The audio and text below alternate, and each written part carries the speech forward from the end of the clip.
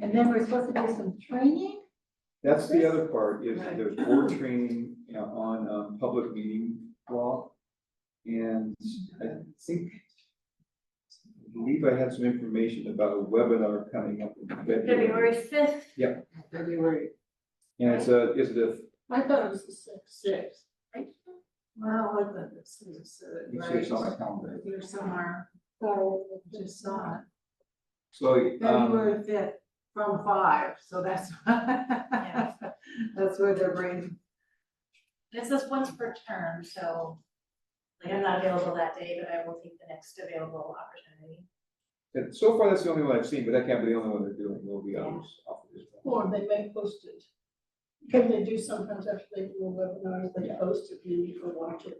Yeah. and that's what we talked about, was having it here, so we all could watch Watch it it, together yes, and that would be then nice. talk about it afterwards. If that seems feasible, tell me to do that. It does, if you did that, I think it would be probably subject to public meeting also. You might want to do that with, I'm wondering if we get the training without that, or if we were watching it and deliberating, that's likely to be a public vote.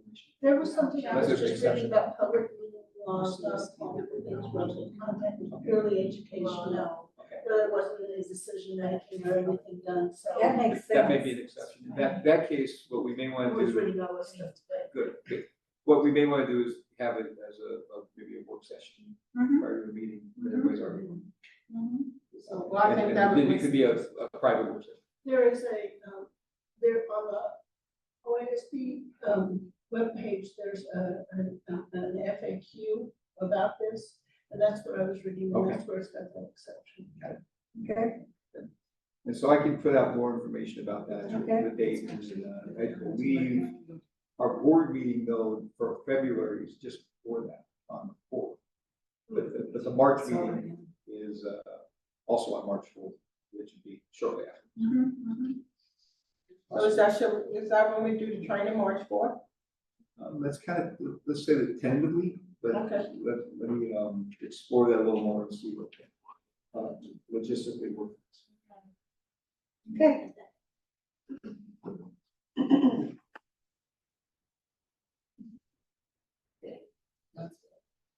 Okay, Because just one more thing, so we only have to do this mandatory training once per term office. Do y'all wanna wait till after the new people who coming up, who have office coming up? Do we wanna do it before or after that? Cause the new people, we'd have to do who, it. what new people? Well, y'all, not everybody here stand, who all up for election? We got like 3 or 4. That's the reason I'm asking, if they're standing, y'all, let's just do it. Are y'all running again? I'm not gonna run again. What do you mean? I'm not. Can you find your replacement? Are you North Eugene? Yeah. You don't like us? I like you very much. She likes Mexico better. We wanna travel more. Oh, well, you're such a great board member. I mean, Well, see, I'm glad I asked. Yeah, That means you have to pick your, I do. Then have to- comment. Yes, that's true, yeah. Find one. that's what they always told me, to find. Yeah, okay. That's pretty good. And Vanessa, you are gonna run? I'm not. I thought. All right, last week I said I would. But I think I have a really good replacement, so Okay. I'll, I think everybody will, real middle of covers all grounds. I kind of know it's right. I guess there are a couple of new ones then. Well, let me know who I love to get behind yet. You finally only covered, but I guess I was asking the question if we wanted to redo that training all over again, if they're not running. Well, yeah, but it's not till July 1st, you know. It'd be up to. But this just said once per your term. This mandatory training, members govern the total expense of $1 million or more now required to attend training on the public law meeting at least once per term of office. Yes, they can. Or maybe people can do it, maybe they'll have it at the. Yeah, conference. yeah, they can do it. Okay, some of their, Now there are enough orientation. boards to understand what the little rules are. yeah. I guess the, It's like. But I think we that's need to just do our mandatory research. for boards of any sort. It's gonna mean anything. Yeah. This is a webinar, so this is gonna be a webinar, right? Yeah, if, okay, if, just outside perspective here, if you did it in March, even if a couple board members were gonna be rerunning, it still would be several months of working together, and majority of the board would still have that training, and new members would come in and get it. yeah, That's what I And think. you can incorporate that in maybe an August kind of retreat. Right, Too, right, just as a yeah. refresher Yeah. for everybody. They get it, and get it refreshed. I think When that's does I the think it next might help them work together. term begin? July first. July, okay. You don't mean that, I mean, when is your turn? That too. but- You could take off the next recording. Okay, so we welcome our guests tonight, we're not here. Well, Julie, are there any guests online that we don't see? That we never can tell? Yes, Tanya Ray from the LCEA is online. Tanya, okay. Hi. Tanya, okay, thanks, Tanya. Vanessa, would you like to read the land acknowledgement, please? Number 6? Thank you. Lane ESD acknowledges that the lands we call Lane County, the lands that sustain our children, our future, and our collective well-being, are the traditional ancestral home of the Kalapuya, Sayusla, Malala, and other indigenous people who have lived in Lane County since time immemorial. Native children, families, and communities bear witness to a legacy of displacement and forced relocation.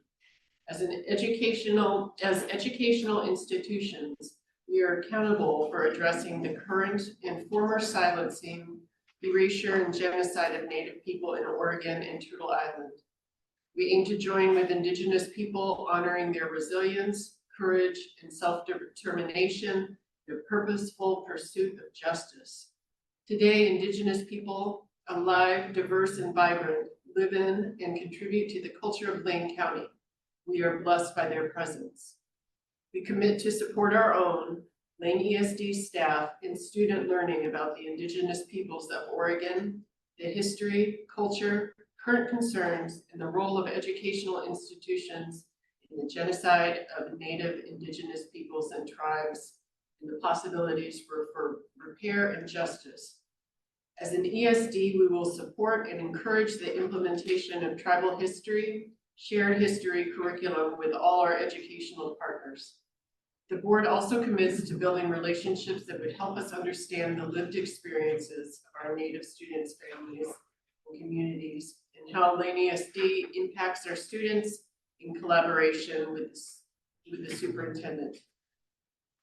The board will review and update the spoken statement of accountability land acknowledgement annually during our annual organizational meeting or when needed. Thank you, Vanessa.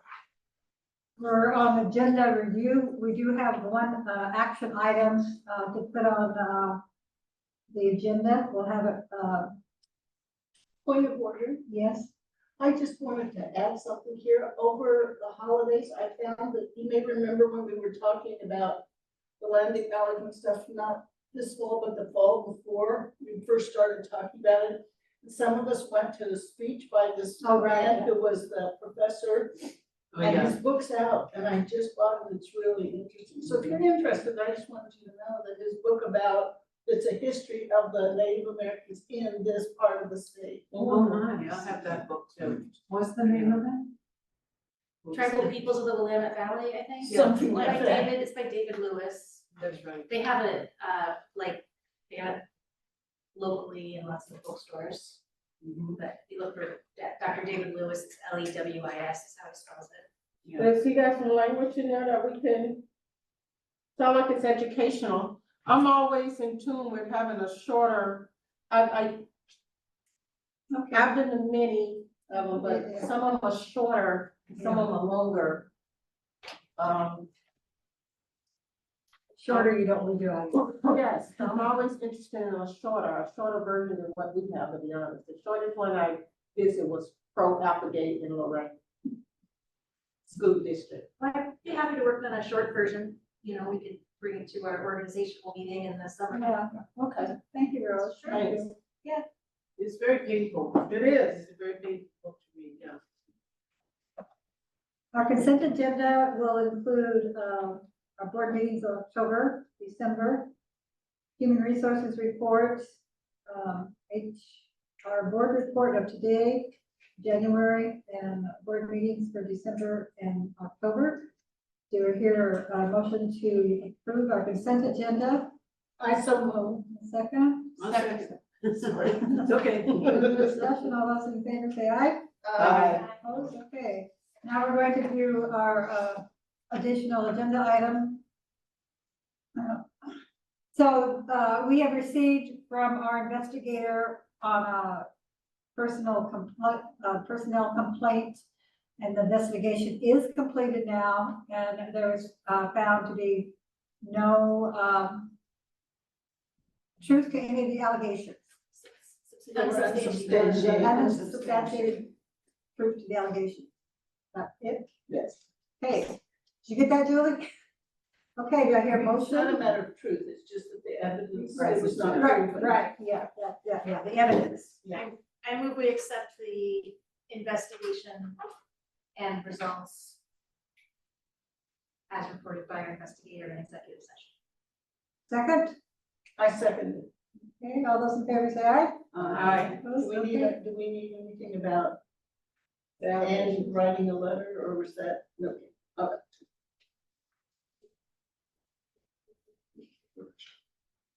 We're going to approve a grant. Wait, were we on accept financial report? Oh, Sorry. oh, sorry. I kept looking for the financial. So B, accept the financial, we're going back. So So- the financial report, yes. So, our business director is on vacation this month, so she's not here, as you probably can see. Eric's not filling in, but she did, write the report, and for November the end of November is when this came out. And we're still unaudited, although I will report that, we believe that the auditors should be wrapping up soon, hopefully getting our audit to us sooner than last year. But there's no guarantee. So, see, Vanessa's got her fingers crossed. It would be after Maybe in July. Possible. But- It's always relatively. But in terms of the report, Olivia did note that we've had fewer projected resources come in than anticipated to this point. And that's not necessarily good news, although that could still come in later in the year. The one thing though that we've kind of kept score on is what's happening with our ending fund balance, and the current projected ending fund balance right now, at the end of November is 6.1%. So it's gone up a little, and still not at the target of 8%, but what we were attempting to do is to even that, to see that continue to increase, and then be in a position where we can hopefully make some adjustments and get closer to the 8% target in the next school. What's the concern she had? I don't know if there's any concerns, it's just that some of the projected resources. Projected Yeah, total resources. projected resources. Well, Particularly, yeah, you know which one? no, I don't have the details. Do we still have a freeze on our hiring, training, and lodging? We did do a full freeze. I think we ended up calling it a chill. So we have a full Defrost. freeze, So, but we what are. is a chill? But and I think with the board budget, what we talked about there is that there's still money there, and I believe that the board is interested in, as we have annually, a good, strong participation. in every ESD. So there's still money. Okay. That would be Spring. Oh, that's coming March, April, May. That'd be May, yeah. Okay, and then I don't have to go to no other board, I don't have to go to no other training. Well, just the training on the required training that we could do without sweating. Oh, wait, yeah. Would the chair like a motion to accept the financial report? Yes, please, thank you. So moved. Second, I second it. further questions of Tony? Just pass along congratulations on moving the percentage up. I'm sorry Olivia's not here to hear it. I know we give her a hard time every time, so Glad it's going the other way this time. We'll hear business. I'll let her know that. All those in favor say aye. Aye. Any opposed? Okay, passes unanimously.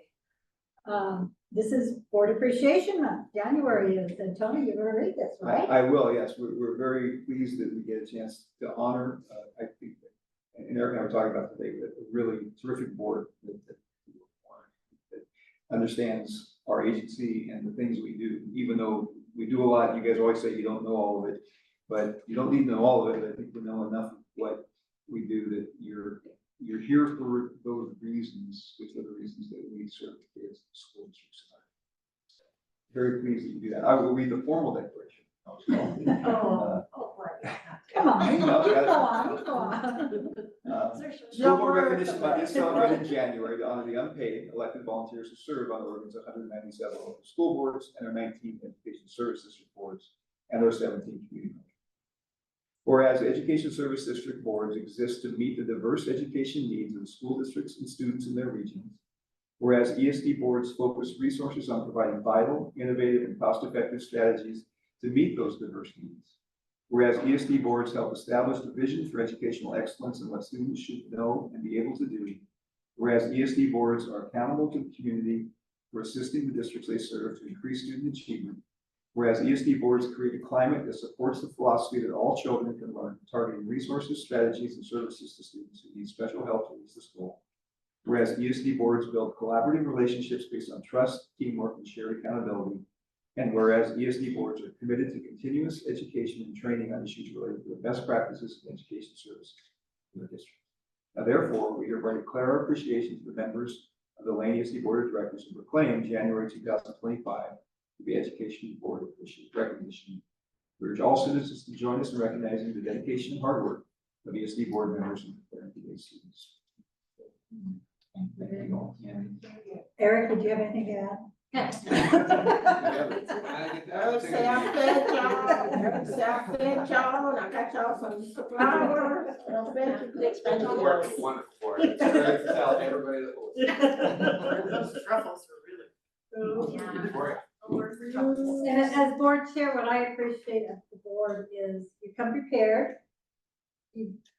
I think our attendance is really, really good.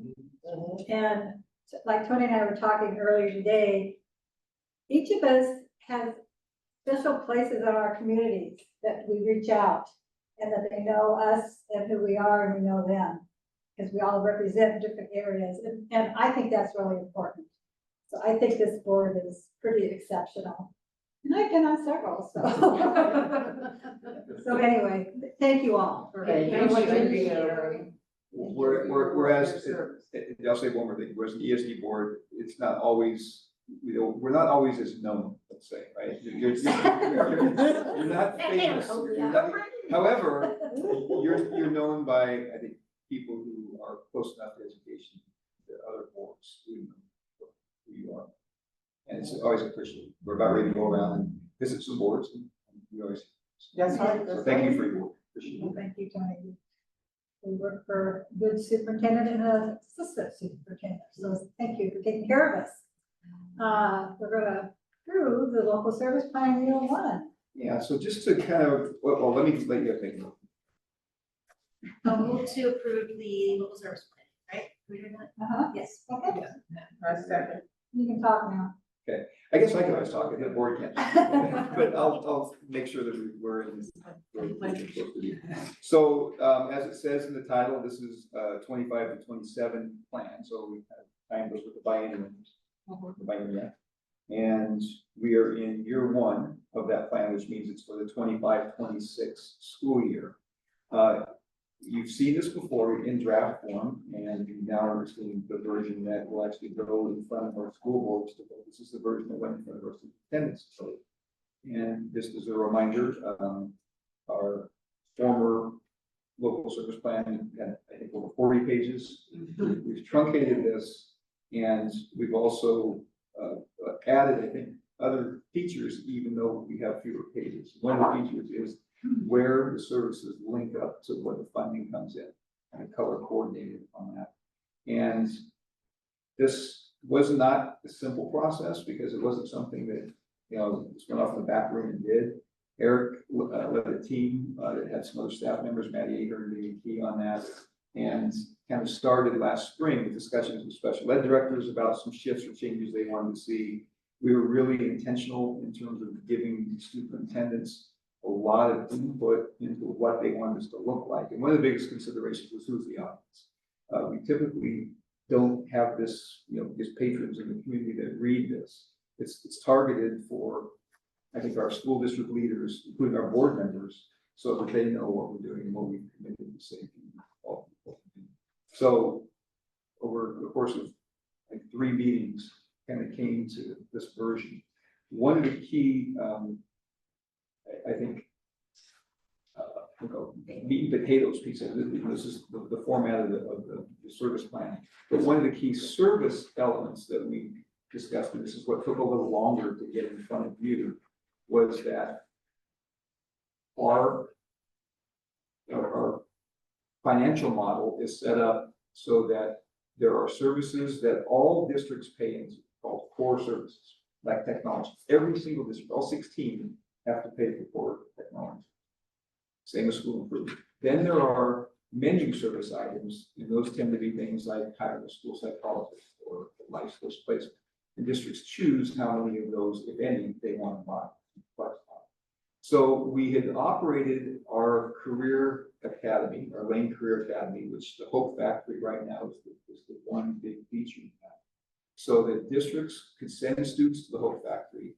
And this year and last year, it cost them a slot cost to send a student. For example, this year, if a student came from Cresswell would have to pay $3,000 for that student to participate. Mapleton would have to pay $3,000. Springfield would have to pay $3,000. One thing we were worried about with that is if we're basing it upon slot costs and all of a sudden the district costs get tight, is that going to hold students from being able to attend? And is the number going to vary year by year so that we don't collect enough to support the teacher and the IA and the other staff members and the other program necessities that we've got as we expand from the Hope Factory into emergency medical services, fire services, health occupations. So the idea came up that we make the Hope or make the Lane Career Academy a core service where all 16 districts pay in. What that meant is that their flex funds shrunk a little bit. And there's some tension on the fact that some districts are using all their flex funds and some take some flex funds back. But ultimately, as the superintendents deliberated over the course of 2 meetings and some time in between to really study it, it came out where there was a really good sense that it was good for the region. Getting back to where each district looks at, well, what's it doing to my flex dollars? They really proud of the group coming around and saying, well, what's this mean for our region? What it meant for the region is we've got one career, like the Hope Factory, that's operating and sustainable. And then we'll be starting the emergency medical services and health occupations. And there's money in there for the home to sustain that too. And if that stays in the core, we're looking at the core being able to keep those programs going so it's not here. Okay. And at that point, it could be, and this is where the district really has students who want to participate. Let's say Mapleton, as small as they are, want to send 5 kids to the Hope Factory. Well, that's not $15,000 for Hope. They already have resources that all the districts can provide.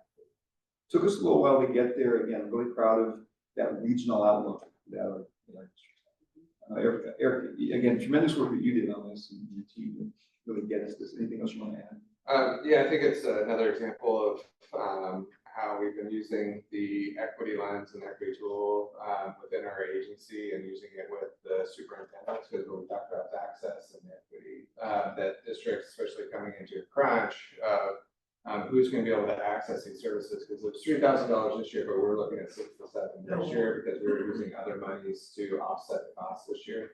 And so for a Mapleton or Marcola or Crestwood, they're not only just spending that money, they have to spend on transportation, and there's other components that all come into that. And at what point our students can have to be told no, our district can't afford that. And so having those conversations with the bigger districts, Springfield and Port Jay, for instance, who have some CTE programs themselves and may not have the same numbers as some of the other rural districts coming in, we're increasing those, but it really took, the superintendents, coming together and really talking about the health of the community of, everyone and all the students within Lane County to be able to have that access, and also to open those doors up so the program doesn't right ways where some years is smaller, some is higher, and you lose staff, gain staff, or whatnot. So for that program consistency and also for the growth, because we'll be moving into behavioral health, and then also into EMS. And so the Lane Career Academy is not just for hope, but it actually growing now. So we really see the districts accessing and utilizing the Lane Career Academy more and more, getting larger. And this was a great step for stability and a great opportunity for kids to know that it's not a program that we may pull on, but there's that consistency and stability. So it's trying to do a great job bringing that group around to see the bigger picture. Thanks, Eric. So that's an addition, I guess I would call that an addition to this. It's just a shift, but it was a shift in the core, so it's an addition to the core. There also was a subtraction, because while the core increased with the support for the Lane Career Academy, it decreased in the superintendents kind of got rid of the innovative fund. So there's $150,000 in the innovative fund. The Career Academy, I think, is it 325 or 350? Okay, 350,000. So in order to kind of balance again the hit on their flex dollars, the decision was voted on that they would get rid of the innovative funds. I advocated against that. We've seen some good things with it. They do have the money for this current year committed again to the summer camp. So we have support for the innovative funds for Camp Friends and Fun. I know there have been years where we've sat around as a superintendent council and decided, well, what regional endeavor should we use this money for? And we didn't always have something like the tip top that we wanted to do it with. I do worry that we'll be halfway through next year and something great will come our way and we may not be able to move. However, the local service plan starts again in the fall. And if it comes back in the next year, and I'm not predicting that it will, but if it did, then there would still be some money. Where would it come from? It would be All the cracks. It would be, no, it would mean that the districts would, the trade-off is that they would have, anytime the core grows with more of them paying money before, it comes from their flex dollars. So they have less flexibility in how it's spent. The board tells you how you're going to spend it. Their flex dollars, let them choose. Anyway, so it was kind of a trade-off for it, but still, I think I'm glad that they already voted to support the camp this summer. And I don't know that it won't come back, and maybe it won't come back with $150,000 and not come back with a smaller. Yeah, because that does, then there's no replacement funding for the camp, so we have to identify that, and whether it's regionally or within Lane ESD, we figure it out. But that's what's coming next, right? Yeah, it's also, I don't want to get too much into the weeds, but there are other things that districts may be asking us to do in the summer where they're getting money to do it, and so some money may pass through. That won't cover everything, but that may give us something to start. And then there are other summer programs that run that do get support from outside entities that we give the spices of time to look at that. And let's keep an eye and see what happens to the state with summer funding if they don't. Yeah. Right? It sounds like they want to do it, but it doesn't seem like they're committing as much money. Anyway, any questions about that?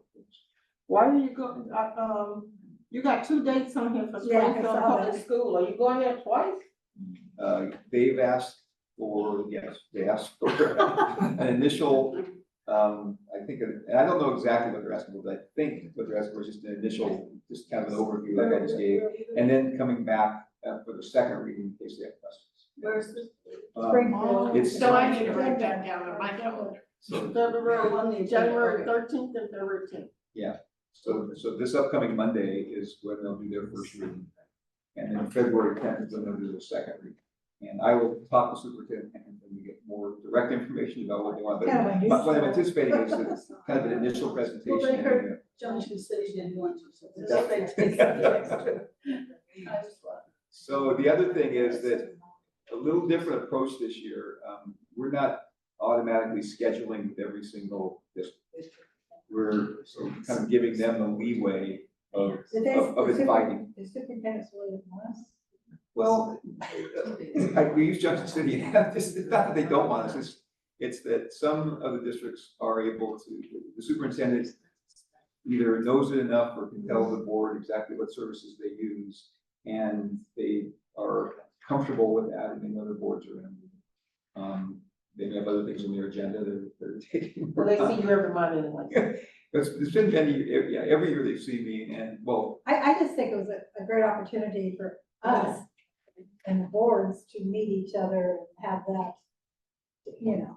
so we still offer though that we are not necessarily, I mean, we're still gonna go, if you look on the agenda up there, it does show Blatchley tomorrow night. And I don't think I talked to Nora about that, I don't know, it'll be a little bit, Blatchley tomorrow night, and then Springfield is 2 days, although I don't see. I wish I had known about this a week or more ago, I mean. Okay. Okay. Actually is. And then Mackenzie is January 19th, which is the, Next no, one. 15th, I'm sorry, that'd be next month. Yeah. That's me. Okay. So I need to know that. You don't have to, but you're. No, in fact, are you doing? I'm doing, yeah, those up Okay, there, let me write I'm that committed to doing those, See, I can't see it. January 15th. And I think it's naturally here. January. Well, maybe I can go, I could call Blatchley. I think one time I went on their, Zoom, I think that's where you last week, if I'm not. yeah. I talked to their interim superintendent, she said that they have that. Do you have a Croat will be the name? Not yet. Okay. No, we just have January. So partly what's happened is we've, I think Julie sent something out, might have been just prior to the break, because that's kind of when we made a decision for the, and anticipated you'd make, we haven't made a decision yet, but that you would approve it. So things went out a little later, about a month later this year. So we're hearing back. So do you need a motion then? Okay, so move to approve the, local service, no, I already did that, So I sorry. already did that. Yeah, no. Oh, yes. Something I I don't think we think approved it. Questions? I really want to compliment everyone involved in Yes. putting this. This is so much more Isn't it? coherent. I mean, I always rely on this to try to figure out what was going on. And you would say things like, well, this is optional, this, but I never got it. Couldn't And I grasp see it. it now. Oh, yeah. It's really good. It's really, really good. giving This this is very user-friendly guide that you. I will thank you very, very much. And correct me if I'm wrong, but the grants and contracts, like, I mean, those aren't technically part of the local service plan. I mean, they're not part of the legislation. But I like that they're in there because I think it shows what we do, and I think that's like as a communication tool. And I had no idea until this was done that it was more than the Yes. state money. And- And I don't think people know that. You credit to Erica can coming in from outside and looking at it and like, hey, we're not getting the story right in terms of our money, their money, and how this works out and what the benefit of this is. And you can see, very clearly with that little pie chart that yes, the state school fund contributes, about 35%, but then efforts on the part of Lane ESD staff goes out and gets 65 members. Yep. Well, so, It's really, Yeah. it's really. So that really, I think that right there, if you're gonna look at the value, and in fact, we met with the representative today, trying to explain more about ESDs, and this really impressed me. So, well, I'll just. And run the it down. acronym too is amazing. yeah, absolutely, like right there. And yeah, I wanna appreciate the superintendents and local school boards, when they hopefully approve this,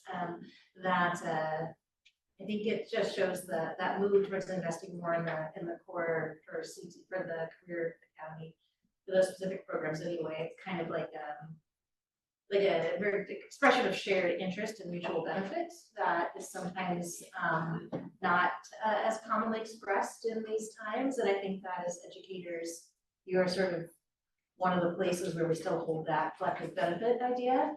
And it's really great to see that, and that it makes sense, and that our larger districts understand that, and our smaller districts understand that, that by providing the services to all of our kids, it makes it actually better for all the kids. It's like the opposite of the drained pool politics of the old days. So, you know, it's like, actually, when we invest in public services, everybody benefits. So thank you. Okay, all those in favor of the motion, say aye. Aye. Any opposed? Okay, passes unanimously. Good job, guys. Very good. They're really, Good, good, easy a read. lot of work, but really worth it. Yeah, yeah. We're so proud to be part of this. Approved grant. We're finally there. Yeah, so the grants that we're asking to approve tonight is a planning grant. This also falls along the support of career technical education endeavor that we've been on, and that is the Team Oregon Build. So you may recall that we started with constructing a brighter future here in our region, where all of our construction programs in 15 of our 16 districts, Maples and Team with Sayusla. And so every district had a chance to participate in that constructing a brighter future, making the tiny homes, and started with the sheds.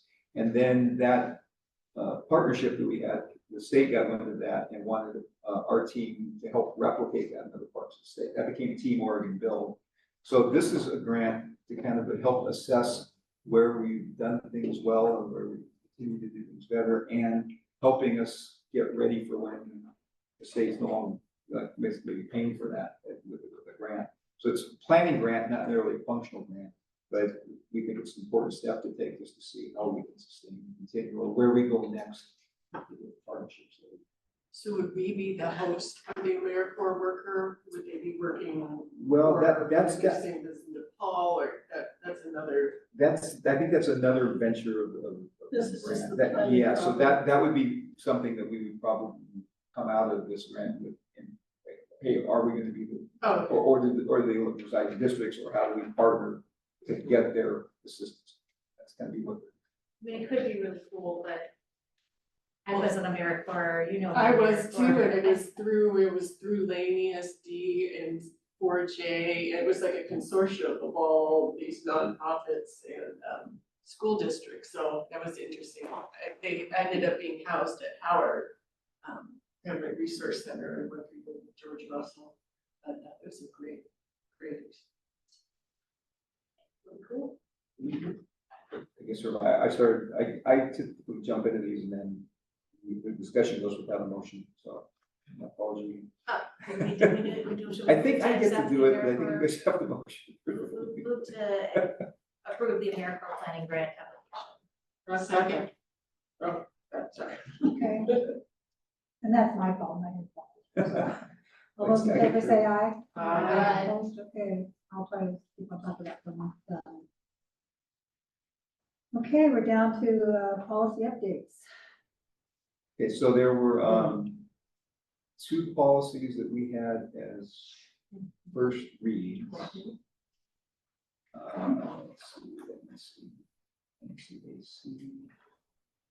Which one did we're on? What, Yeah, looks like AC and GBN, JBA and JBA. Oh, okay, there we go. There are two. It's F1 and F2. So okay, starting with F1. And we want to take these individually. Did I hear a motion to? That's someone to put them together. Becca? Second. Okay. Now you go. Okay. So we did take a look at these last time with the AC, the non-discrimination civil rights changes. A lot of these are changes that happen often because they do align with Title IX or other federal mandates coming out of Washington DC. And we were just in Oregon as a state, we're trying to keep up with those.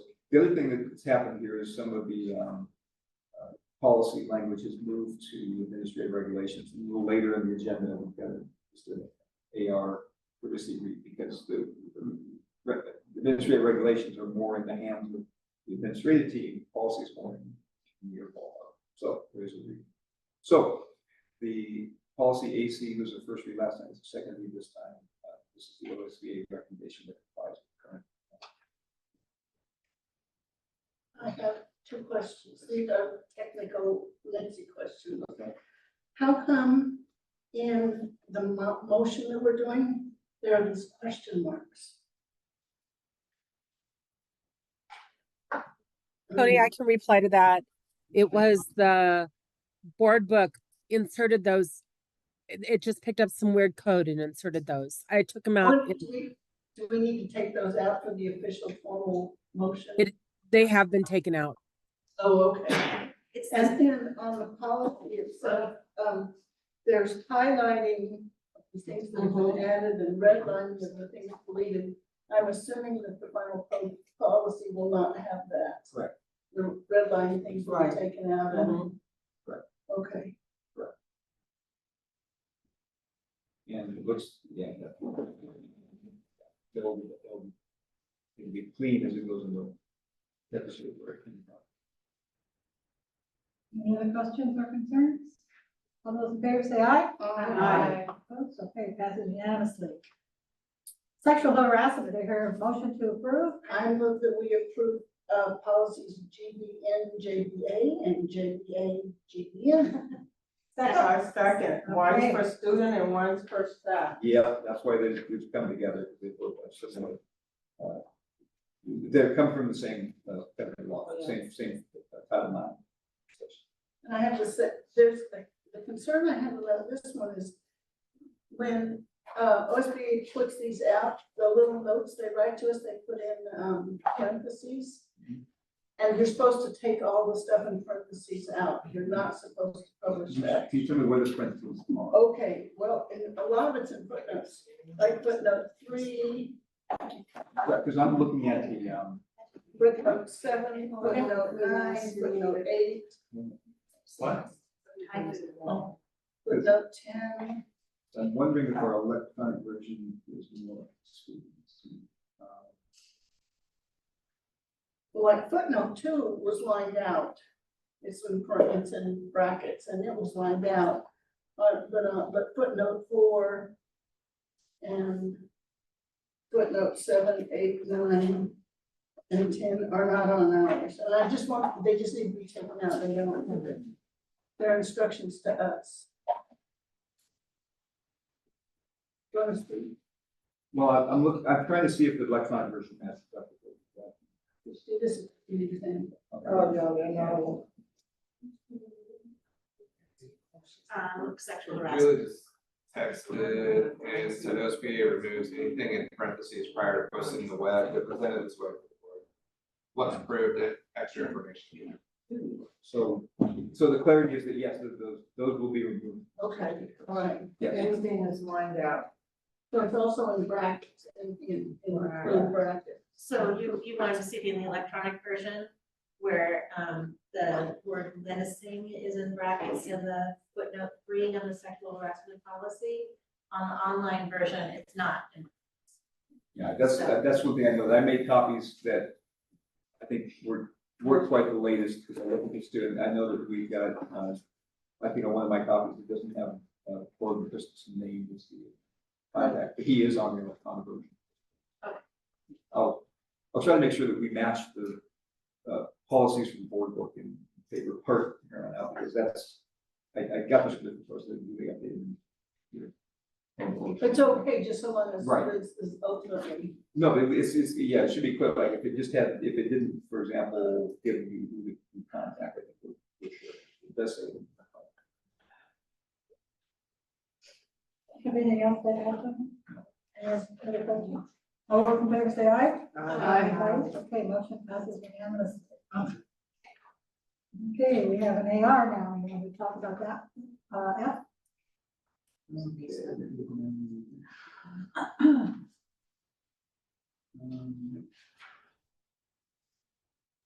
Nine F. We did F1 and F2, but I don't think there's anything else. Administrative rule update. So, We're Yeah, at it's- item 9A.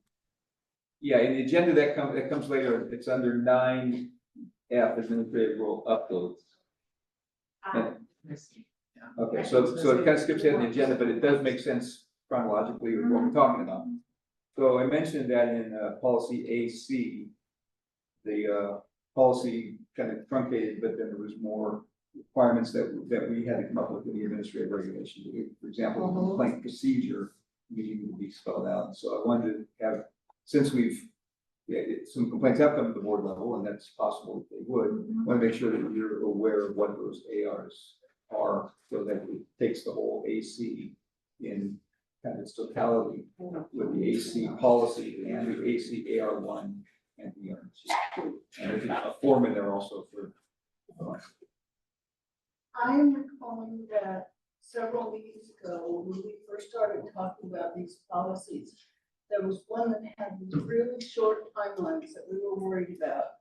And we set it aside, and you all were trying to get clarity on whether those timelines were statutorily required, in which case we were agreed, or whether somebody had made them up and then we could change them. And I don't think we've ever resolved that, and I'm worried about it. Well, the resolve we came up with here, and I'm not sure exactly where it's involved, but we discussed this as an administrative team, and that was to make sure we gave ourselves enough time in the front end of the complaint process. Because what we've been running into is having that, trying to meet a very tight deadline. And it was required.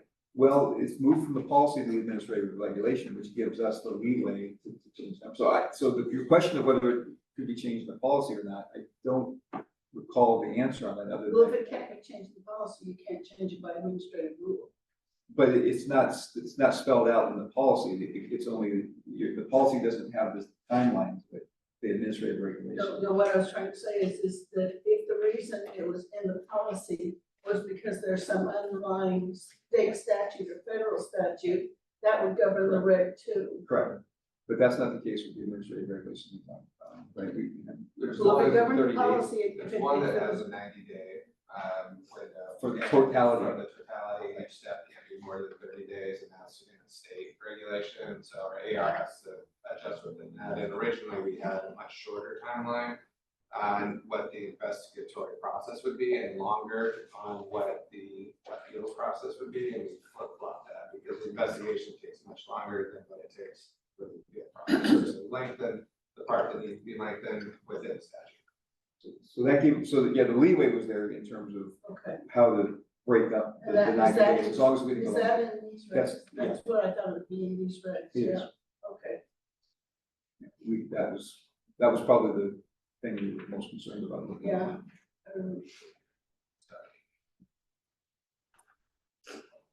So there's no action being taken, No, it's just not for information. Okay. So we have some reports of administrative staff, the board reports. Actually, we actually rolled backwards a little bit, so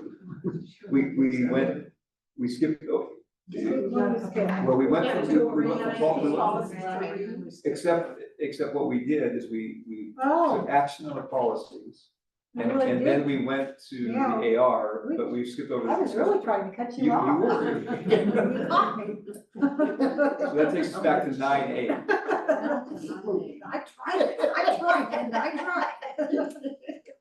We're back to 9A, So Tony. 9A, so here's the legislative update, and Rose, thank you. Rose has put in front of you, it looks like this, it's the 08 ESD 2025 legislative platform.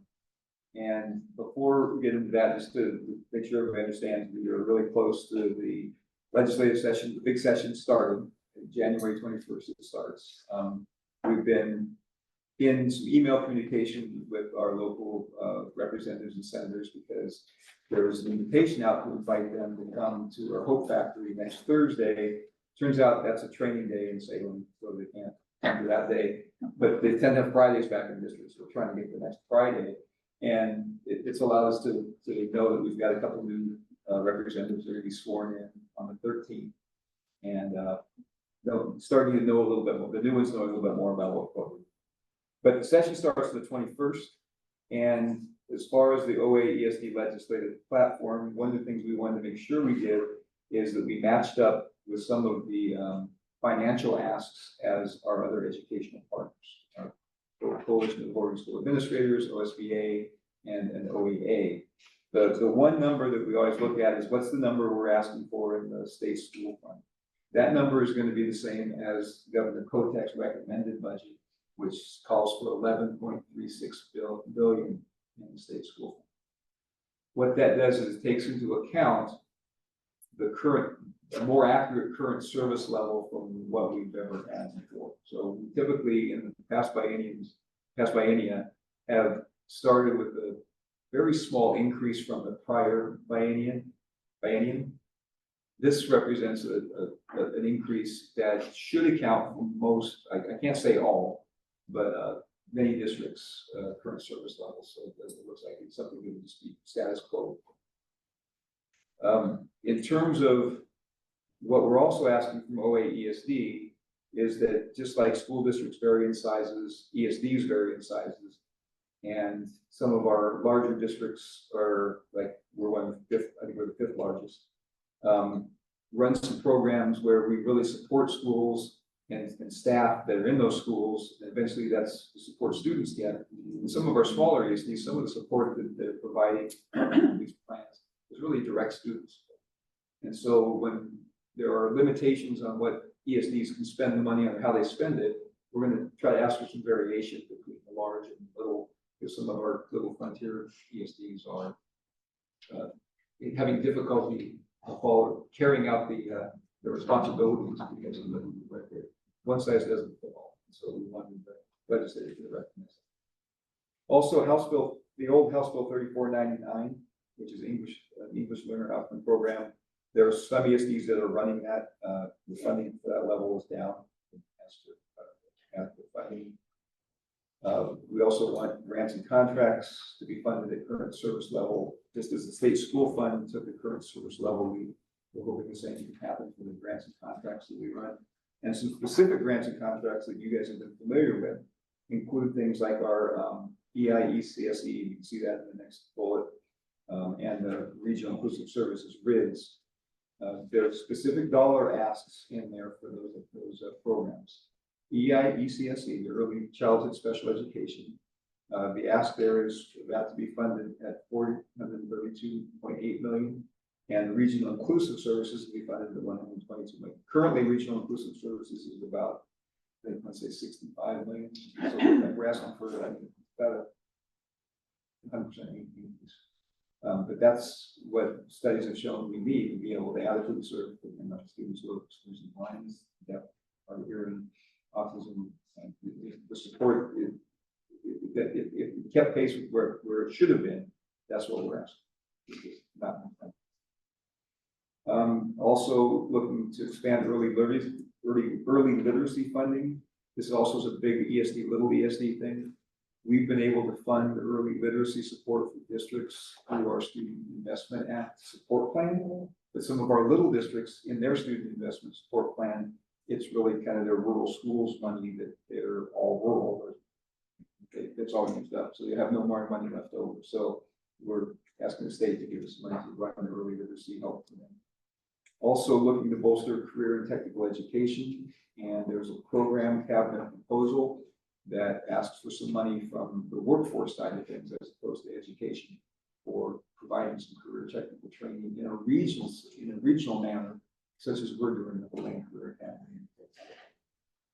That's something we're asking for to the ESDs. This one you've heard about, establishing bonding authority for ESDs. We think we can bond. We don't know for sure, and even if we can, we don't know if we'd be successful, but it's something we want to be able to have the authority to do that. We want to clearly state that if we were to go out to ask our leadership. Also, this came out of the legislative platform in that where the ESDs got left out before. K-12 boards, they had the opportunity, if the board so chose, to vote themselves aside.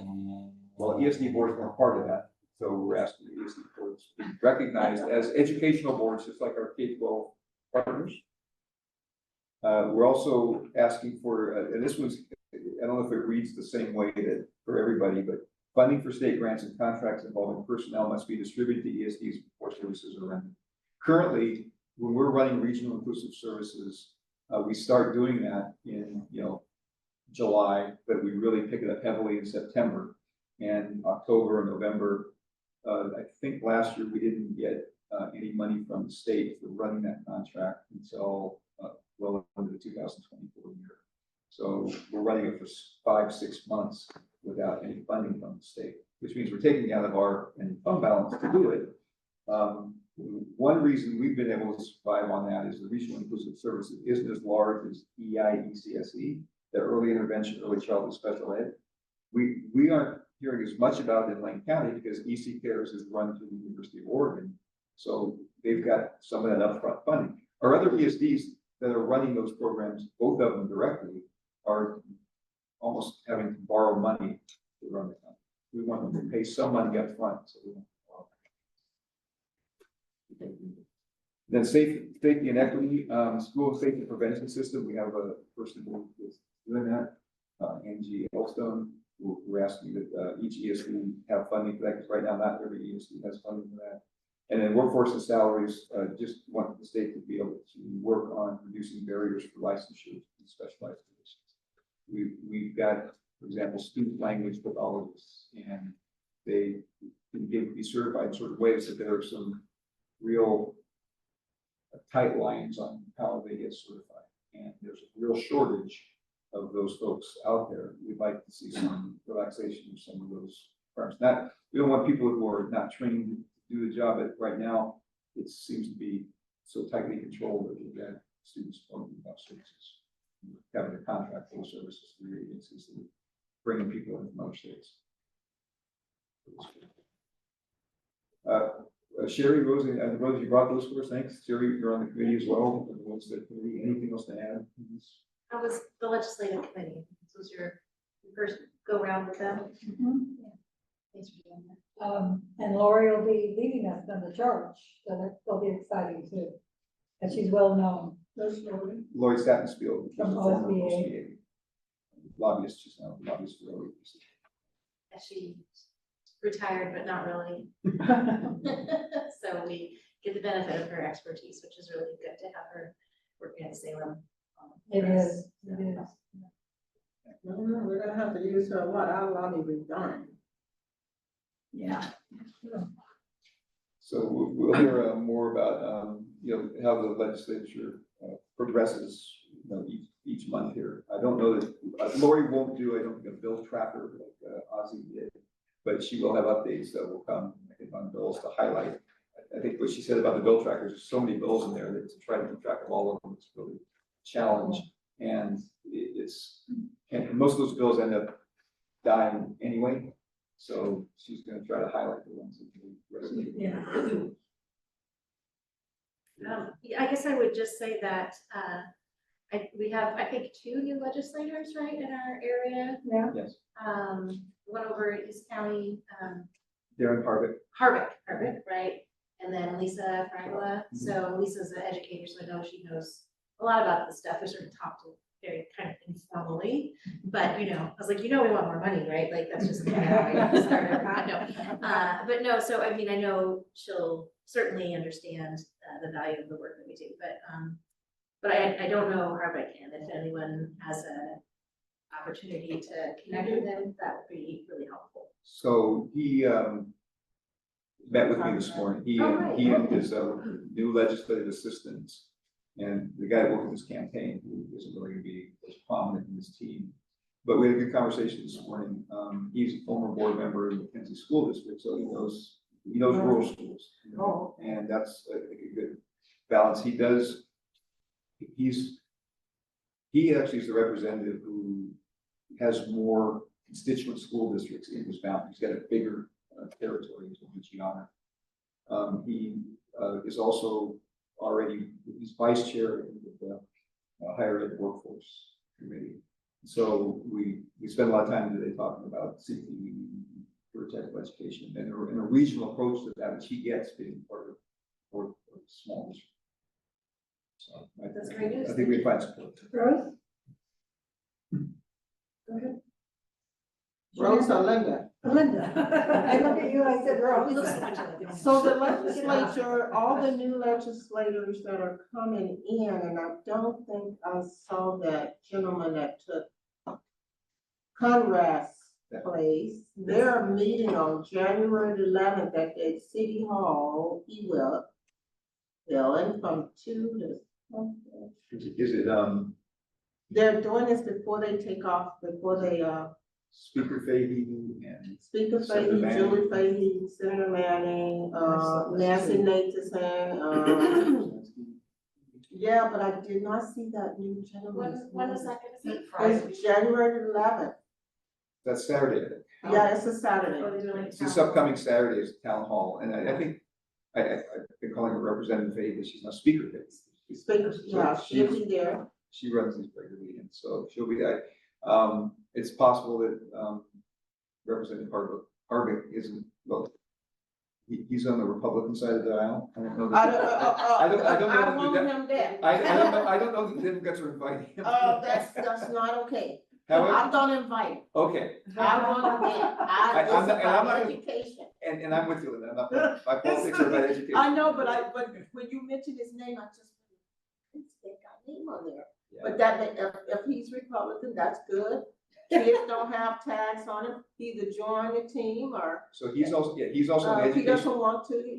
he's on the education committee, as is, and Superintendent Griskoyak here, Representative Wright, Boomer Wright out on the coast is also. Yes. Okay, but he's- Oh. he's And been around. Yeah. One thing I know about So Representative this Wright is is his Yeah. he may not be coming to town halls here, but he's very, very in communication on things. He's always, if something comes up, he'll ask for views of not just, superintendents here, but even down in Douglas County where he's got some territory. Kind of gets our feedback. Well, I gotta figure out how to contact him. I'll- Out of respect, I think that gentleman needs to be invited. Well, he was invited today to come meet with me, and he came and all through with it. We had a very good conversation. He's invited, like all the other legislators are, to that Hope Factory Day, the week from Friday. But Linda, I can give you his. Yeah, because he's in Lane County, right? Didn't he take Conrad's spot? He did, yeah. So this says all of Lane County, it says Lane County Legislature. Well, maybe he is. Yeah, Maybe he ain't on that.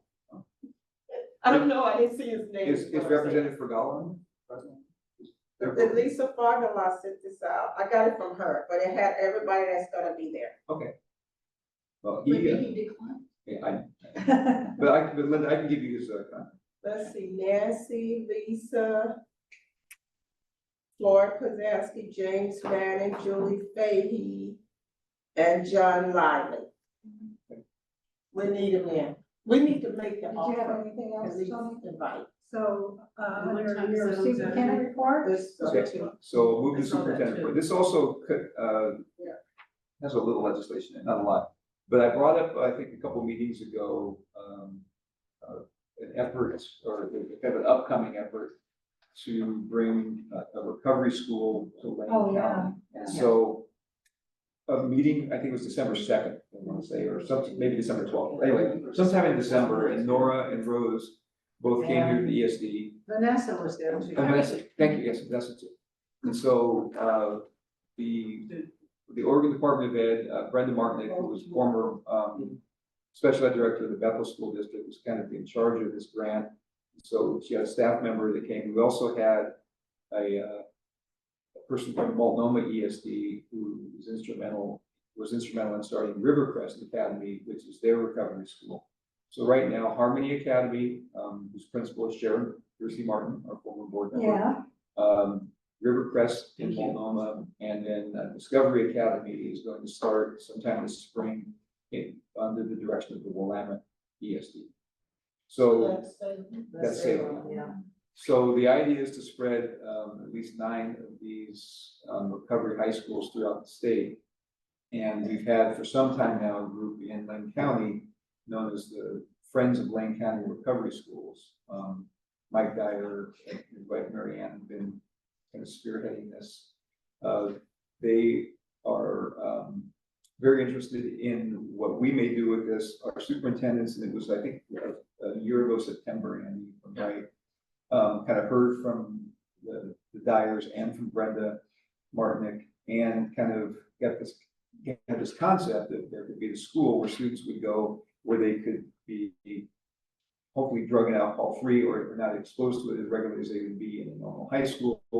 And they would be getting not only their education with full credits towards a 4-year diploma, and the kind of behavioral health support counseling that they would need right there in the school. Right, good. That would be one of the staff is. Yep. put it out on all councils. So ODE will release this grant sometime either later this month or early February.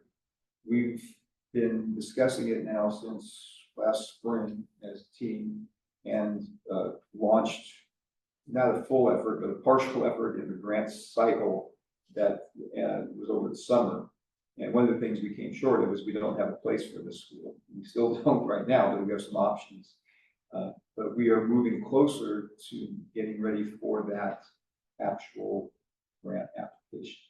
So I want to kind of keep it on your radar. When is it due? It'll probably be due in February, like middle of February. Oh, sorry. So it's soon. I thought that it was like January 17th. We should not. When it gets released, I think. Okay. And so then there's like a month till it's due. So it could, so I think the earliest it's due is probably mid-February, would be my guess.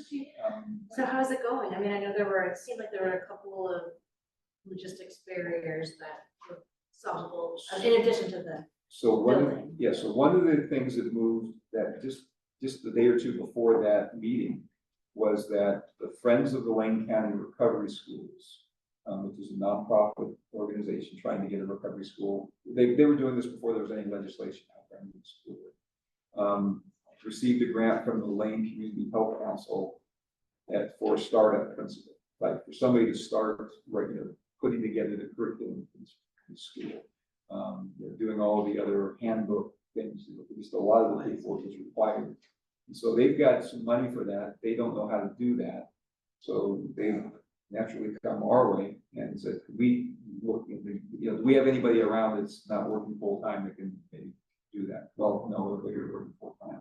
But what we may end up doing is kind of posting for, and I'm thinking maybe a half-time position for somebody to come and do some work for that. And the money is all sitting with the Friends of Lane County Recovery Schools. So we would be in agreement with them that we'd provide the service and they would pay for the service. So Where's that's, the current Lane, Friends of Lane County Recovery School? Where are they located? but they don't have a school, they have a board. A board. Yeah. So don't we have a program in Service? Yes, so that's one of the issues, and one of the things we think is a huge benefit of the recovery school in Lane County is the students that come out of that program are going to give them the choice. You can go back to your regular school, your resident school, or something else. And often they're choosing something else because if they really want the recovery, what research shows and what practice shows is when they go back to their Right, home school, yeah, triggers. it Triggers all over the triggers a place. lot. Yeah, they have more access, and if they at Service and they have a recovery school within Service. Want to be at Service. Some of them do have substance abuse in there. No, what I'm saying, the kids who are out of Service don't want to go to the Service camp. Well, Oh, no, not the ones that are out, the ones that have substance abuse that are sentenced there already. The ones out don't wanna go in there, no, they need So- a. right, but this school also, the important feature of this school too is that it can't be court mandated. It can't be like, hey, your parents want you to go there, No, or it the has to be school all- makes you it go has there to to be get clean and then come back. Students have to volunteer and you need a family commitment also, but they've got to be wanting to be in recovery. And so that's where we see a natural path. We've talked to folks at the county and, our serving partners about what a great transition this could be for students coming out of there. We really want to stay clean, that they can go right into school like this and still have that wraparound support, being their choice, not the choices. We were at the Oregon Youth Authority and. Yeah.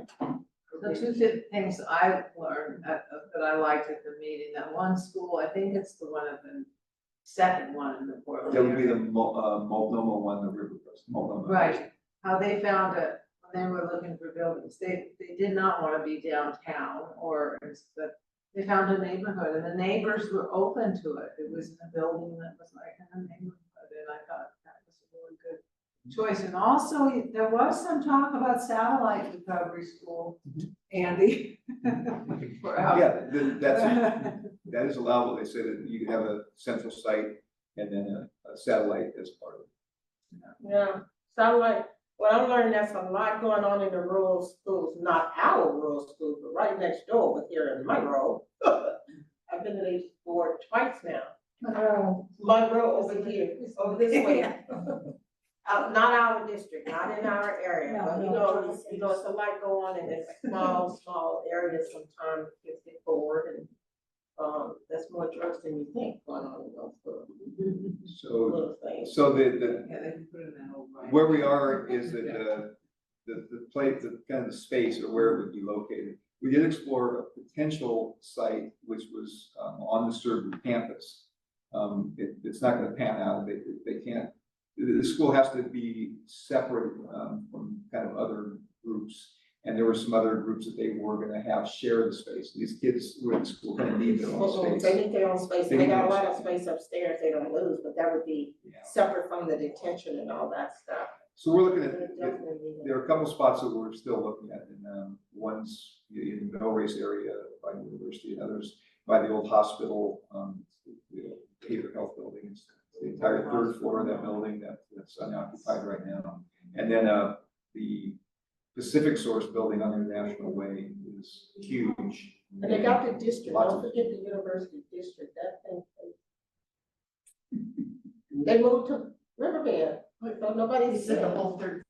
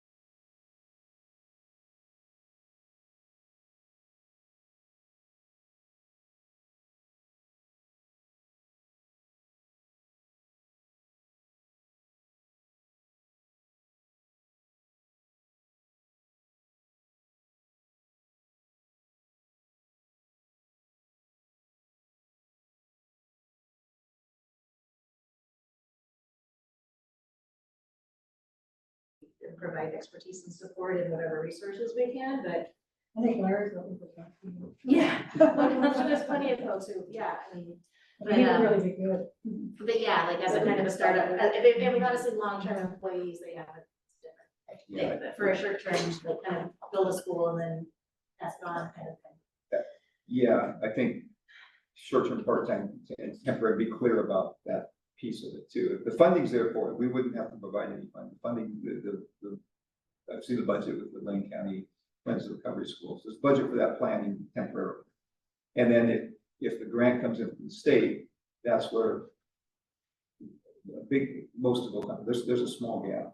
The Friends of Lane County Recovery Schools have said that they are willing to fundraise and fill a gap. They just want to know what specifically. So they think they could raise money better if they're providing those enhancements to the kids' education. Of course, Right. like a lot of the foundations do. And, so anyway, that's the bulk of my report there about what It's the exciting progress now, we're moving forward, so that's always good, yeah. Okay, component district board visits, we've already kind of visited that. is. More of the board come. And in May, we have our spring conference. So I was reading this, we have to register ourselves? Yeah. What's that all about? Oh, some shared account. They're giving us more and more responsibility as volunteers, you know? No. Yeah. I will- Sounds like another flower in a bouquet. Uh, 9B. my battery was in. I'm getting a little more. Which one?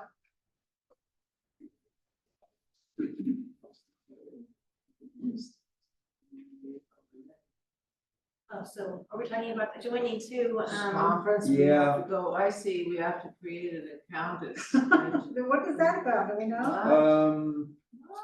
I just went through it, it's just like any other, you know, Yeah, put in your name and put in the password. You're used to that, And you're then- putting your name in everything. Then, You're probably, Well, and you're then it's, good at that, Rose. all I did was create an account and then it's like, oh, here's what's like, it's like launch your own event. I mean, Like, obviously Anyway, it's a not- very good conference that, you know, a lot of us have gone in the past and I think we've learned a lot. Oh, yeah. I it's mean, an for excellent me, I conference. think it helps me better than the LSBA conference because it's more just us, what BSD. are we in the corner, honey? Don't they owe you a plaque? I mean, it's not like it's like a law they have for you. so to that point, scheduling, I have scheduled my, account. I do have a scheduled account, so I remember if anybody needs assistance with that, just reach out. Later, I know. Rose, what's it, like 3 or 4 little steps? Or Yeah, I was just like, But- and I was The like, question is, that's why are we doing it? Why do we have to do What it? is this tracking? That's just the way. it Julie goes. takes care of us. She does.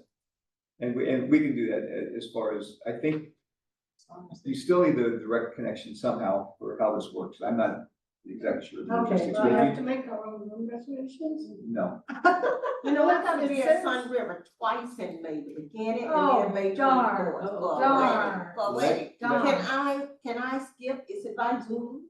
let Julie and I know if you want to attend and then get the. Is it by, can you attend by Zoom? At this, I'm not sure. I want to support OAESD as much as I can because I'm advocating for movement.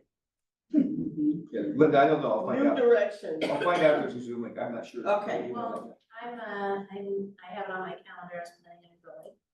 So you want to get those rooms early, Julie? Count me in for whenever Tony goes is usually, because we have to go to the governance council meeting, so. Early that, Eight Tuesday. through- And Okay, so we're at E, policy first reads. So there are 2 more required policies that I wanted to get in front of us. And I will say before though I get into the policies that it may be on your mind, it's on my mind. When's our policy committee gonna be? When do we do our policy desk rewrite? Yeah. So I sent an email again to OSBA's Spencer Lewis today, kind of asking for an update because last time, before our last board meeting, I heard within a few weeks that Leslie Fisher was going to reach out and kind of get things started. I hadn't heard from him, so I circled back to the day, and I haven't heard back yet, or there's an email on my side, so I'll look at that later. But I'm trying to get a timeline on that, and so in the meantime, where we do have a larger number of policies that we're going to be looking at, I'm bringing forward the ones that just are kind of required and perfunctory that are, there's not a highly recommendation, it's not an option, these are required. So the 2 that are coming for you for a first read here are both concerning suspected sexual conduct of students, reporting requirements, and again, one's for staff and one's for students. The main change here looks like What does this. it mean when we say one's for staff and one for students? One applies to students? I mean, regulates student conduct and then regulates staff conduct? Yes, Okay. yes. So the main change here is an extension in the definition of who's qualifying as a student. And formerly was somebody who was within 90 days of being outside of school, if somebody graduates and something can happen in that 90-day frame, it's still considered a violation. That's been extended now to a year. So we're complying by approving that. If you have any questions, first read tonight, we'll be asking for action on it in February. So now you guys, you've caught up with me on number 10, because Took us a while to get. we have received reports from the staff and board members. I talked about agenda planning, the Wednesday before meeting, board reports coming in. And Andy, welcome. I'm so sorry that you had to be delayed and you just came on ahead and Yeah, came. well, yeah, it was one of those situations where I sat for 45 minutes and had 45 minutes left to travel, so I was kind of Oh. going and I couldn't turn around, so it was like, Oh, I called man. Tony, I said, if I get through this, I'm gonna be late. And I told him 20 minutes, and it turned out it was a 45-minute wait while they were What sitting. Between mile marker 8 and 9, somebody had, that was traveling west, wound up off the road in the eastbound lane. And so, yeah, so it was a mess. Yeah, that's. There are a lot of messes on that stretch of the highway, Yeah, a lot and of again, fatalities. the road went right and they went left and, wiped out the guardrail was and on- wound up in the slough. Right, but on 126. On 126, yeah. Just past the boat launch, so, yeah. Well, welcome. We really appreciate you coming Glad forward. that you made it safely Yeah. here, that you weren't, you stayed on the road. Yeah.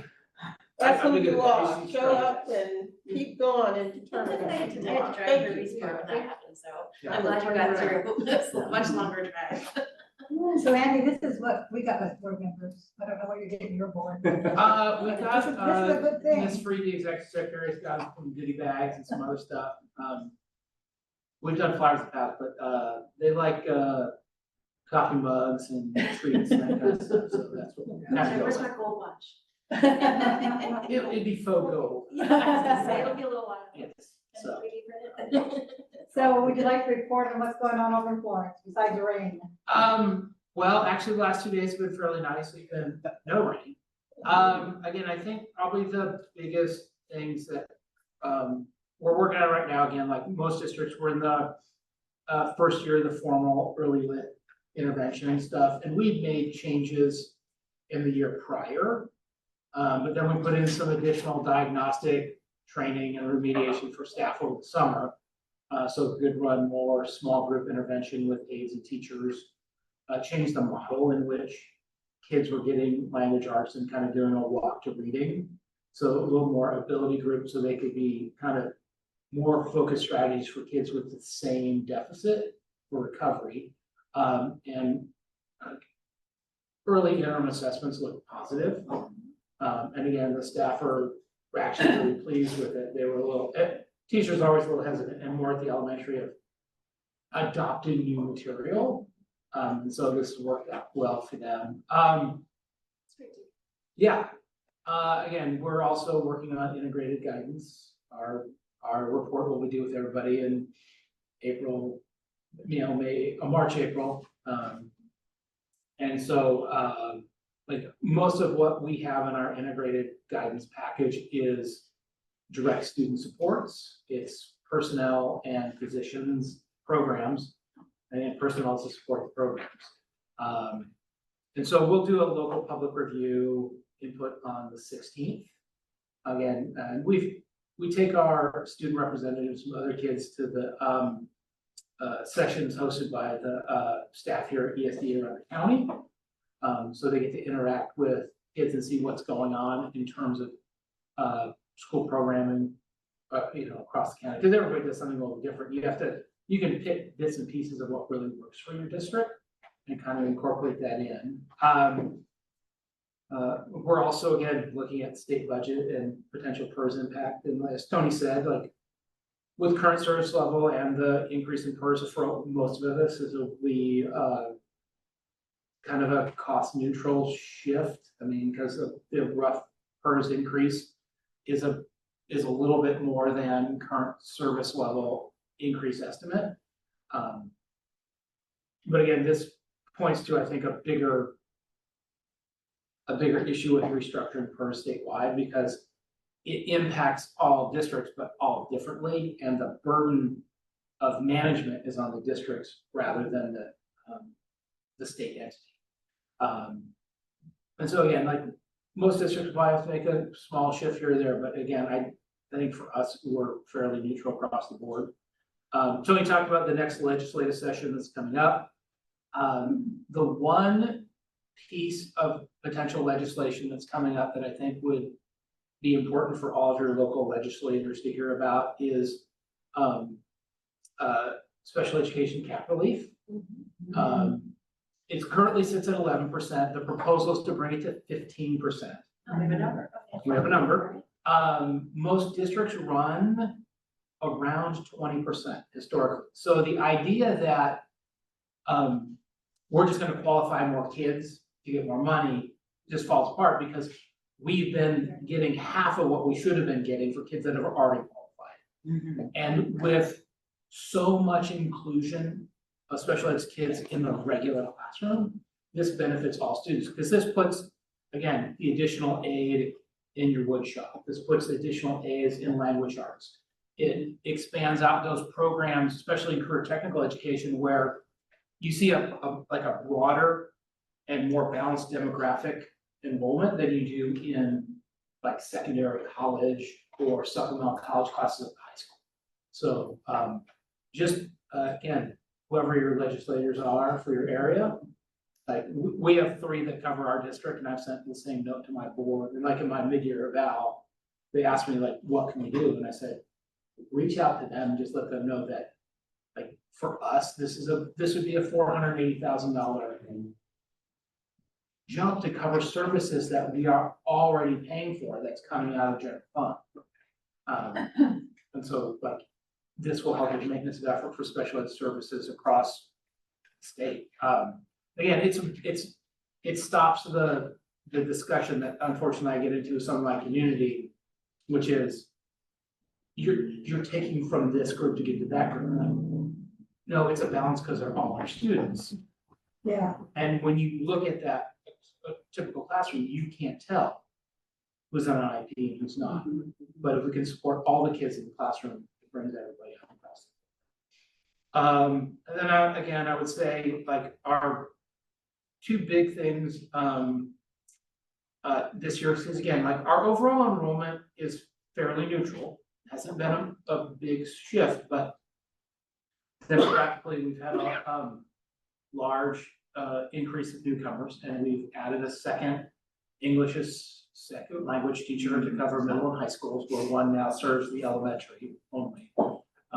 So it's again a much more manageable workload, but it's kind of a real reflection of the time. Again, I've been at SIUSLA since 1996, and we used to be very, Eric will know that we were very monochromatic, and we are now expanding the color rainbow of students across the board, which is nice. And again, but we have kids that need English language help, and what is also unique is that we get kids that again, they're 5 or 6 generations in the Florence area, and they perform lower on the initial English language screener, and so this also helps get them regular assessment stuff. And we have kids that are flagged that are not from a foreign country or grew up in a predominantly foreign language speaking household that need assistance as well. And we're in our first year of having a dedicated district mental health counselor, which has taken a lot of pressure off the regular counseling staff for middle and high school. So, Dedicate what kind of a mental health counselor. Yeah, and so we had a local candidate that again was kind of a seamless fit for us. And we've been able to maintain 2 counselors at middle, high, and elementary school with a district mental health counselor servicing extra needs from middle and high school. And that counselor, I think, was at that meeting that we were at, the community Yes, meeting. yes, Julie was there. Yeah, Julie, and she's gonna have a mental health day or something? Yeah, again, she's working on some other kind of awareness. Right, mental health awareness Yeah, day kind of thing. And so like to supplement at the elementary school, we're looking at an additional like service day with counselors from options to come in to take care of that workload as well. And so we're in the final stages of working on our MOU with options to bring in extra mental health support for elementary kids. Which again, like 20 years ago, that wasn't on anybody's radar.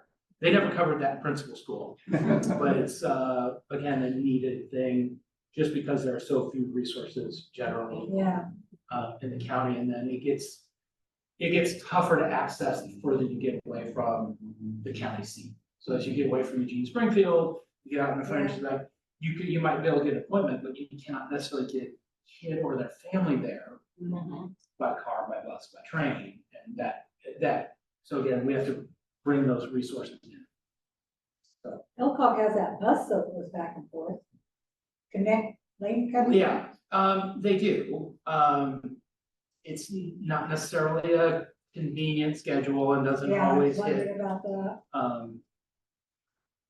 If I was looking to send kids to the, you Yeah. know, to other places at other times, it works really well, but it's once you get on, you're there for the day, Yeah. right? That's Yeah, really what it is. yeah. You gotta leave early, Yeah. you gotta have a midday appointment, and then you gotta wait and catch the 3 or Yeah, 4 it's a o'clock long call. day. So it's that, again, it's a benefit. We have some kids that do access that service. Good, very But again, economical. but it's not, yeah, again, it's just, there isn't enough frequency. We have more kids that ride the local Roadie Express getting around town. So, yeah. What, I should know this, but what's your school population for your district? We are, as of today, we are 1,237 students. I was just doing cap updates for the terms. So how many of those are in the elementary school? We're at 530 something, 274 at the high school, and 274 at the middle school, and 416 at the high school. So yeah, and those numbers have been fairly consistent. Again, we kind of have a reverse enrollment pattern of seasonal employment. So we just got a bunch of kids back in January. We get an influx December, January, like after Thanksgiving, kids leave. November, January, kids come back, and then we'll see a little bit of a flux. Kids going out during spring break, and we see a different group of kids come back in April. And it's because the families have seasonal employment in retail, and they move in and out of the cities. Yeah. I just had a question about when you were mentioning the ESL. I know that you and I had worked with LCC, and you ended up hiring your own family literacy person. Did that go? That was in the. She was an ESL instructor. that Right, was so there. our ESL person runs a night So school it's still 2 days a happening. week, yes. Okay. Again, we tried to partner with another, I don't wanna say it was Mid-City Languages, I forget. Oh, yeah, downtown. Downtown, sorry. Yeah. And again, like, we needed this to be open, not just to Spanish-speaking families, but we also have a few families that come in that need general literacy in English. Yeah, right. That again are not. Those families of those, that have those kids that test low on. Right, and again, and part of it, again, they never had the instruction themselves growing up, and so so 2 nights a week, Mr. Boehner meets with families for like an hour and a half. He does primarily English literature instruction with Spanish-speaking students, but also every once in a while we get some people coming in. And so it's the whole family. Yes, yeah, because again, we have they do a group with the parents and the kids. Right. So, because we can give the kids all the strategies they want, but the parents need access to. Yeah. And so we're funding that with student investment account dollars. That's great. That's great. Yeah. And that's the whole family literacy model, that it focuses on both generations. Yeah. And that's how you eliminate poverty. So like this year, we're doing Tuesdays, Thursdays, and then we just finished the fall 6-week session. We're starting the winter, and then we'll do a spring session. So yeah, so they got, again, if everybody took advantage of our session, there would be 36 language meeting times for families to come and get assistance. You really though are the furthest out from Eugene, aren't you? Draw a Would line, you- probably, yeah. I don't know, Oak Ridge is out there. I think Oak Ridge is, if you. Oak Ridge, Oh, technically yeah. closer, maybe. I think it's Oak Ridge probably in 55 minutes. You guys are about an hour and 20. How about Yeah, okay, we'll take the crown, we're the. About an hour. They're still, they're further. Yes, yeah, yeah, we're incorporated in there. That's right. Takes me 2 hours. So. What do you stop Well, at the you're- gingerbread you're- house? sightseeing? You're right. No, there's this speed limit thing. What? And in the right lane, like slow lane, take your time. I will tell you now that we have a new, state patrol officer, who's making a name for himself, Uh-oh. pulling over traffic between the. Thank you for the. Oh. You will not. That's usually when you let go, you know? You missed, before you arrived, I think, before you arrived, maybe, we talked about the local service plan, and we appreciated the, perspective all the superintendents took on expanding the CTE and the core services so that all the students could benefit from having a stable program, so just wanted to repeat that while you were here, that was a good move for all the kids in here. Well, and again, like, not every kid has it figured out by the time they're 17 or 18. No. And some are going to go into a trade program that turns into a life skill for them, Yeah, right? And then they go on to college later. I mean, I took quote unquote shop classes when I was in school because my dad said, if you can't fix your own lights or change the oil on your car, I will disown you. But you're still going to college, right? And so, yeah, you had to do those things to be self-sufficient. And that's what a lot of our kids figure out is that they get involved in one trade. And that in essence becomes a side job or a hobby for them if they pursue something else. well, at least you don't have to pay someone to do it for them. Right. Yeah. save a lot of money. Yeah. Those people who are doing it, well, you get paid too. Yeah, yeah, So, yeah. I think that was- Any other questions? Well, we really do appreciate you Yeah. coming over and giving Eric a fine education. Well, again, Can you I change your started own after oil we graduated, I so- can. Okay. So it's good to hear how the early literacy is working out too. Yeah, again, To hear about things. a lot, again, there's been a lot more focus on really targeted intervention and being able to do that in smaller groups. Which again is just what a lot of kids need, it's more familiarity. And like, we can only control what happens between the bells, and while we're there, they're gonna get a double or triple dose of their reading skills. Yeah. Yeah. Well, thank you for bringing in the mental health, please. Because families, that's one of the things the Yeah. kids are asking for, that I was reading on it. ODE news. One of the things the kids asked was more around mental health, and Yeah, when we did a survey, they wanted more around. And this was K through 5th grade. Right. Someone just spoke to them on recognizing the symptoms of mental health.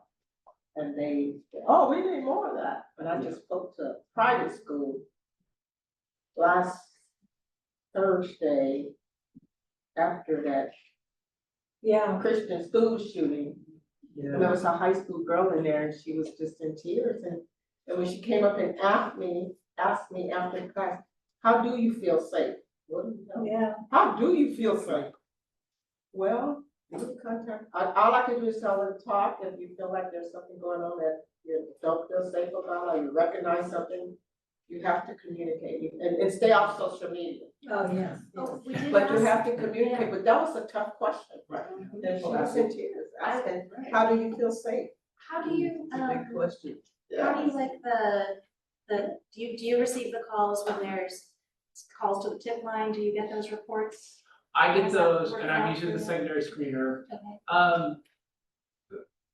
And for us, it's about 50-50 on kind of how it's used. We do get, again, standard reports that come in, but we also get a couple of,